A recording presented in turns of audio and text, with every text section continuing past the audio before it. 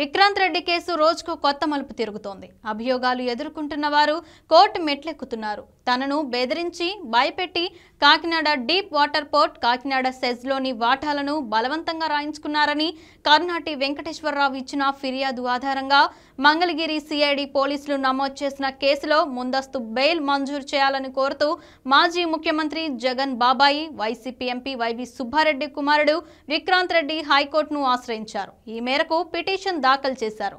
వాటాల బదలాయింపు వ్యవహారంలో తనకు ఎలాంటి పాత్ర లేదని అందులో తెలిపారు. తన తండ్రి వైవి సుబ్బారెడ్డి జగన్మోహన్ రెడ్డి బంధువు అయినందున ఆయన రాజకీయ ప్రతిష్టను దిగజార్చేందుకు రాజకీయ ప్రయోజనాల కోసం తనపై ఫిర్యాదు చేసి కేసు పెట్టారని పేర్కొన్నారు. జగన్ను లక్ష్యంగా చేసుకుని ఆయన్ను అపఖ్యాతి పాలు చేసేందుకు తనపై కేసులు పెడుతున్నారని అన్నారు. అయినా ఈ ఘటన జరిగి 4.5 ఏళ్ల తర్వాత ఎందుకు కేసు పెట్టారో కారణాలను ఎఫ్ఐఆర్లో పేర్కొనలేదు. ఫిర్యాదులో కేవీ రావు చేసిన ఆరోపణలకు ఎలాంటి ప్రాథమిక ఆధారాలు లేవు. ప్రాథమిక విచారణ జరిపి ఫిర్యాదు వాస్తవికతను నిర్ధారించకుండానే సిఐడి కేసు నమోదు చేసింది. షేర్ హోల్డర్స్ కంపెనీలన్నీ హైదరాబాద్లోనే ఉన్నాయి. షేర్ల బదలాయింపు ప్రక్రియ మొత్తం అక్కడే జరిగింది. ఈ కేసు నమోదు చేసేందుకు మంగళగిరి సిఐడి పోలీసులకు ఎలాంటి అధికార పరిధి లేదు. నాపై కేసు నమోదు చెల్లుబాటు కాదు.